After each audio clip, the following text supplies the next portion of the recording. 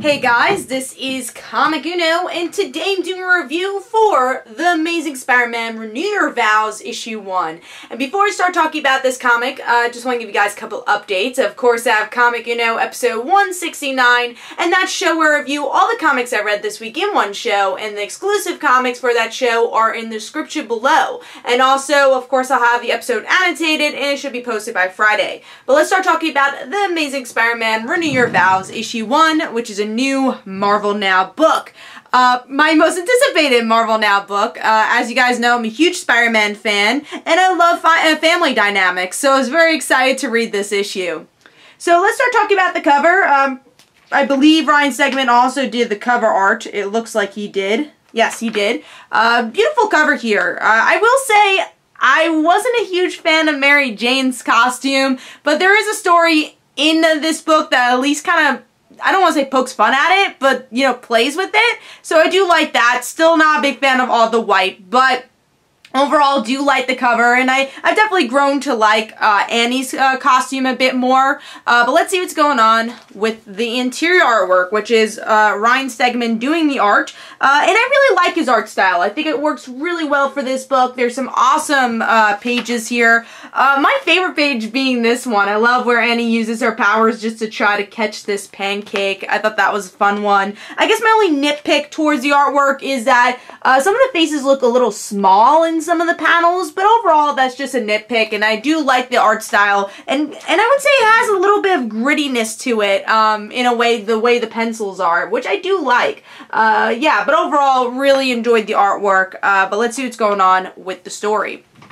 So with this issue, we continue the Parker life after our Secret Wars book. But if you haven't read Secret Wars, it kind of catches you up on what's been going on. But I would read Secret Wars if you want to know about Regent, because his name is kind of dropped a lot in this issue. So if you didn't read that miniseries and you want to know a little bit about Regent, I'd go back to Secret Wars and read that miniseries. So we get a little drops of that name, maybe a character related to the Green Goblin. My guess being Normie Osborn, because it's a kid who, it's a kid who's looking at this picture, and it looks like it's probably Harry's son. And if you've ever read, well, actually he's in the 616 too, but if you ever read Spider-Girl, Normie Osborn is a big villain for that book, at least in the beginning, so my guess it's Normie. We'll have to see who it is, and I'm guessing it will be Annie's arch nemesis, because it looks like they're around the same age in this book, so that could be interesting. But at the same time, maybe a little repetitive, but we'll see, because again, we did see kind of a similar story in Spider-Girl. So this issue is mostly seeing Peter fighting these villains by himself, just kind of, I guess adjusting to having people around him that can help fight with him, because we do learn in the end that they are teaming up, that Mary Jane has this suit that helps her fight with Peter, and she gives all the reasons why she wants to help Peter, and obviously it seems like something they've discussed because they are teaming up. And then Annie gets into the fight, but also gets herself in a little bit of trouble by the end of the issue, that she's hurt by Mole Man. So that's pretty much the issue. Again, it's adjusting to our characters teaming up. And we also get to see a little glance of what our characters' lives are without being superheroes, which obviously is a big part of Spider-Man in general. So Peter's still working for J. Jonah.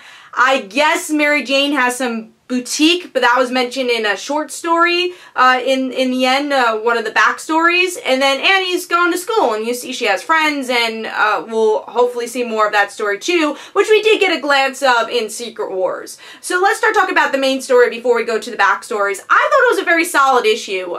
There are times where I feel like I kind of wish some of the story was filled into the gaps. There are things I feel like are missing to really create this world and kind of know exactly where our characters are at, because again, I kind of wish they explained why they were all teaming up. And I know they're a family, and Mary Jane does a good job with her monologue in this issue, but I wanted that moment where they really decide, hey, let's be a family and fight, because they all just like kind of go into the fight knowing that they're a superhero family team. So I would have liked that moment, that catalyst moment where Peter's like, yeah, I want my family to fight side by side with me.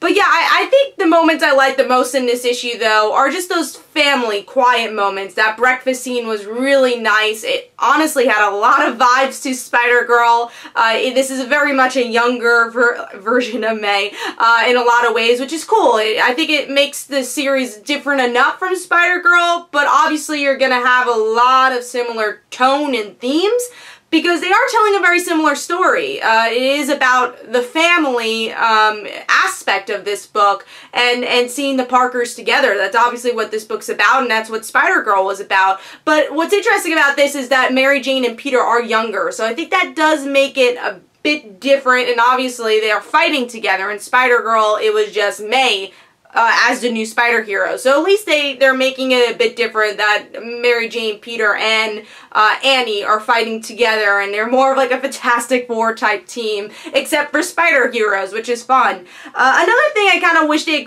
I guess, explained or brought a little bit more depth in this issue would be the villains here. I feel like there are definitely more punching bag villains than actually like fleshed out villains. Normie, we'll call him, because it looks like it's going to be Normie. The unknown villain was kind of cool, even though not shown much. Then we had Scorpion, which was definitely just like, I need to punch a villain type character. But then in the end with Mole Man, it kind of seems like this random adventure to punch things. I kind of wish that was built up a little bit more in the issue.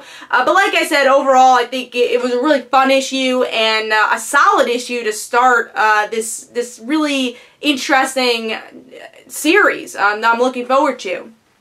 And then even the backstories I was really surprised by, because usually backstories, they're either a hit or miss, that you don't really need them, or it just feels like filler because you wanted to make the comic more expensive. But here, it actually felt fun. Like, there's this little father-daughter type story, which is just kind of like this cutesy story, which I will say, though, Annie was younger, it seemed like, in there. So it is showing a different time period with Annie and Peter.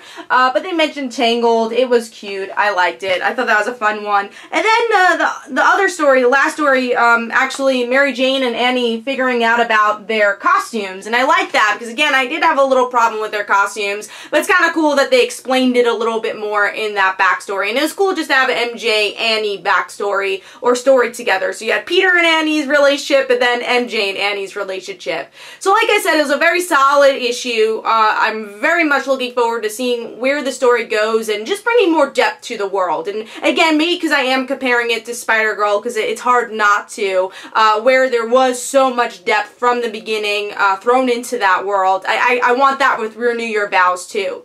So hopefully you guys enjoyed. This is Comic Uno. Don't forget to follow me on Twitter. Don't forget to like my Facebook page. Also in the description below, there are links for my comic book, Like Father, Like Daughter. And don't forget to like the Facebook page of Like Father, Like Daughter. And I'll see you guys later.